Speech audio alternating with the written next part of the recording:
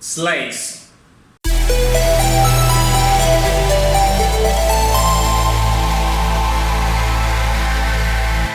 Greetings Wanderer, this is Atlas here and welcome to The Void. Today I'm going to be reacting and breaking down a song called The Seal is Broken from a video game called Blue Dragon. This is a very special request because it's one of the ones that I got from a special offer that I started this particular month, which is a guaranteed breakdown for a song of your choosing, either from an anime or a video game, for $30. However, this offer is sold out because I am offering this in very limited amounts. There's only 4 spots a month, okay? So all the spots for April have been sold out, but the offer is going to be available again, 4 more spots starting May 1st. Okay, so it's going to refresh each first of each consecutive month. So this particular request comes from Velfare, and the comment says, "Is this where I leave my request? I hope so. Name The Seal is Broken, source game Blue Dragon. This is the theme of the last boss. One of Nobuo Uematsu's best pieces in my opinion, but from a really underappreciated little gem. Not at all that famous. I was gonna request a Sublimation La Mensa from Artonelico 2, but I bet someone will get to that eventually. Don't know if anyone will really get to this one." Okay, so there we have it. Thank you very much, Vel, for your request and of course your support. We got some context here. This is one of the compositions from Nobuo Uematsu, meaning that the bar is set really high. So this is the first time that I've heard about this video game, so I don't know anything about it, but I know who Nobuo Uematsu is, so I'm looking forward to it. Onward! Alright, so The Seal is Broken from Blue Dragon. Boom.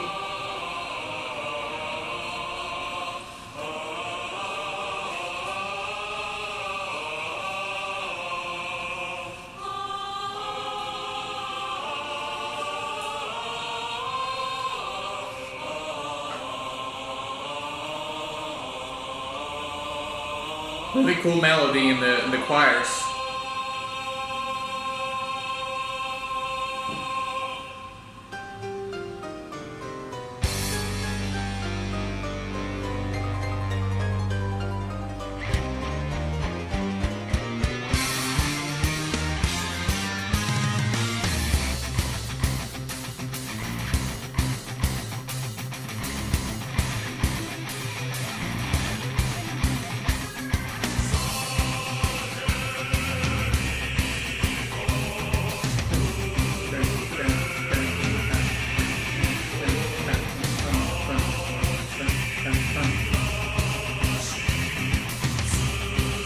I love the accents.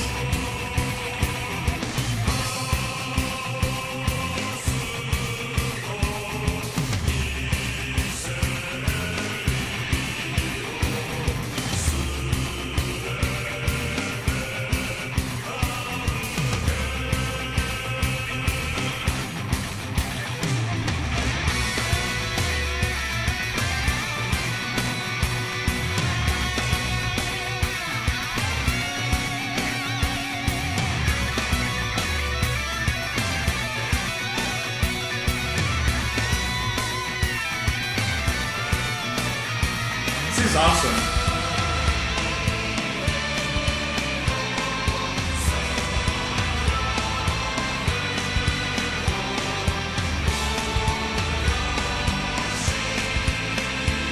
The drums are contributing so much to the tone of the song.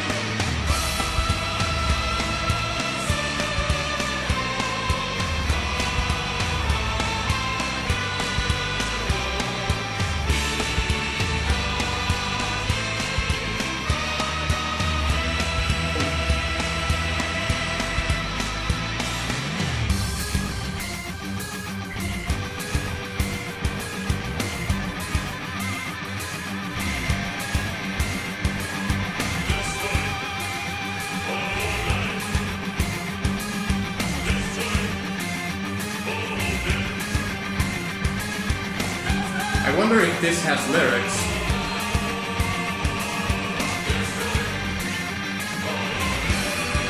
Oh, it did. Okay.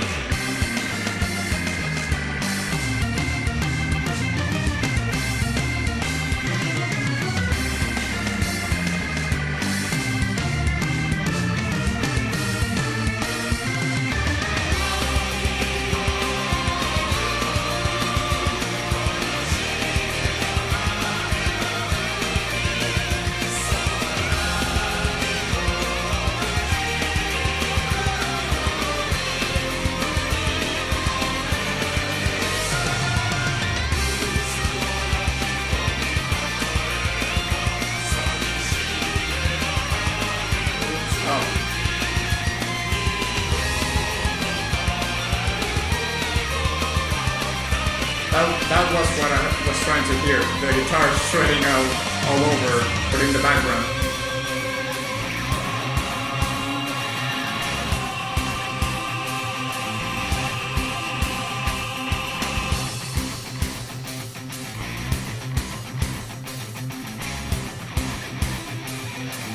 This guitar riff is slays.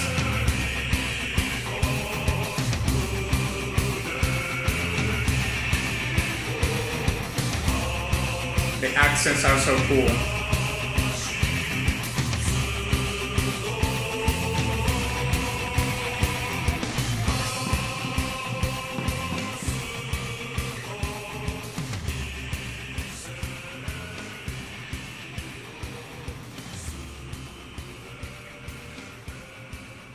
And it's face out.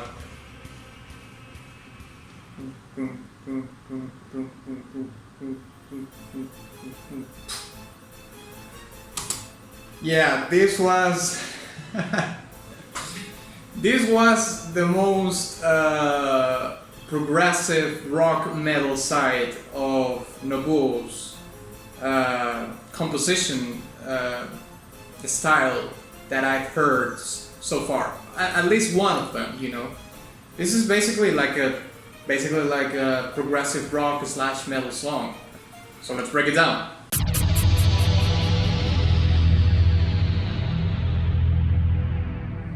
Okay, so as it turns out, apparently this track does have lyrics, but I couldn't find a reliable source for the translation of the lyrics, because apparently they are in Japanese. So, given the circumstances, I'm just gonna have to jump straight into the breakdown of the music itself, okay? So, I'm going to be starting talking about more general things about the song, and then I'm going to get more into the specifics of the song, especially and particularly the guitar, the drums, and the tension that both of those instruments provide to the song. But first, I just want to talk about more general things. For example, in the intro, we hear this very lush choir with this beautiful melody playing for you know, the first bars of the song, which are very they serve a purpose of giving you some sort of hope, but that switches or changes completely when the piano comes in, because the piano has this harmonic minor thing going on that sets a sinister tone and starts building the tension that I'm going to be talking more in depth about later.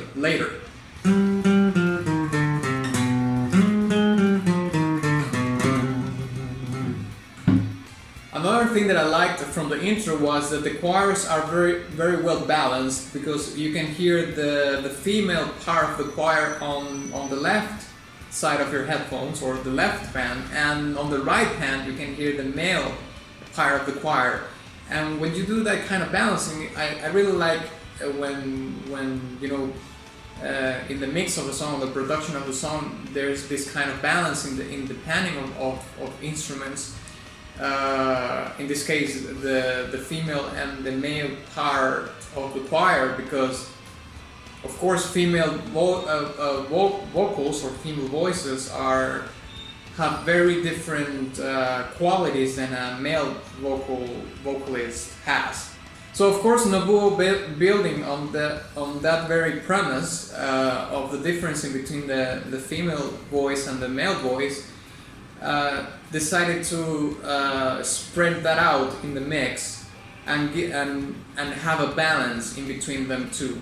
There's also an umbrella characteristic in this song, which is the contrast that there is in between the choir, or what I would consider the choir of the song, and the verse, because given the genres that are involved in this track, which is rock, progressive rock and metal, the structure of those songs, even though progressive rock and metal music can be a little bit outside of the box, and we're going to be actually talking about that later, but they still have, like traditional song structures that you would hear in any kind of popular genre of music, like country or pop or rock or whatever it may be. So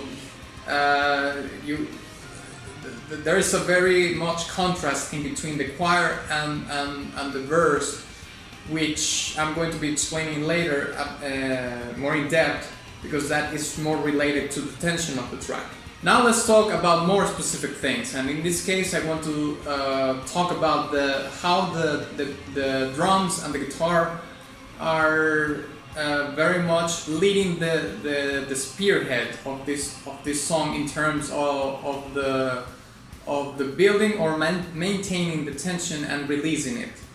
As you can hear in the song, the tension, after we hear the piano, this harmonic minor thing going on the piano, and then making the transition to the verse of the song, you can hear that the guitar riff is very, it sounds very tamed in the sense of how it is executed. Now, we can hear that it is an electric guitar, and there's a technique in the electric guitar which is palm mute, in which you can play a note.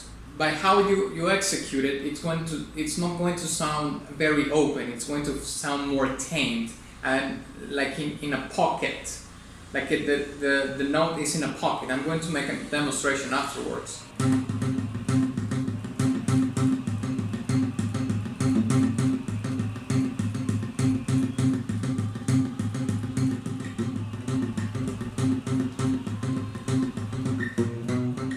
Okay, so in that demonstration you can hear that the notes that are coming from the guitar are more tamed and more contained, and it's like they are in a pocket, right? And they sound like more claustrophobic, because it's like you're not letting the note be in its full power, let's say.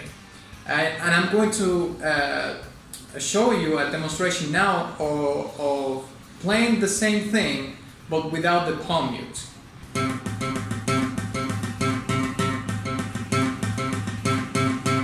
So as you can hear, the notes sound more open, even though there's some dead notes in between some of the open notes.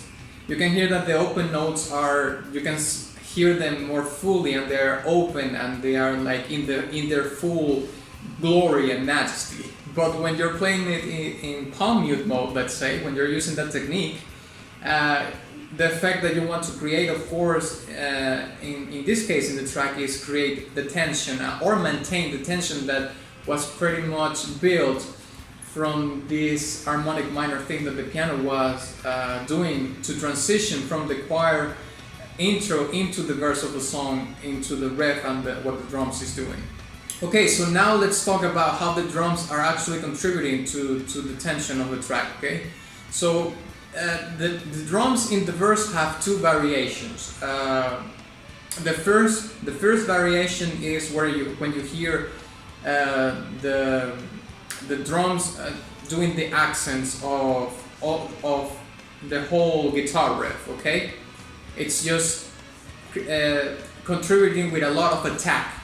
When you hear the bass drum and the snare just accompanying the notes that you hear in the guitar riff, which are very, like I said before, very pocketed, very claustrophobic, played with palm mutes and so on and so forth. So what the drums are doing is just basically serving as a supporting role into making that more apparent and more present. And since the drums are a percussion instrument, they have a lot of attack. It's basically you know, beating the hell out of a tom or a snare or something else. So it has a lot of attack by definition. So all this attack that is provided to these accents that are accompanying or following what the guitar riff is doing is making the song pierce a lot into the listener. It's like well, I know it sounds cheesy to say this again, but it's like a constant attack or onslaught on the listener, building the premise of the tension still, or maybe not so much building it, but because it's already there, but giving it like spikes, you know, because I believe that the tension was built from the piano transition, and the guitar riff comes in to maintain the tension, but then these accents, what they do is just spike the tension.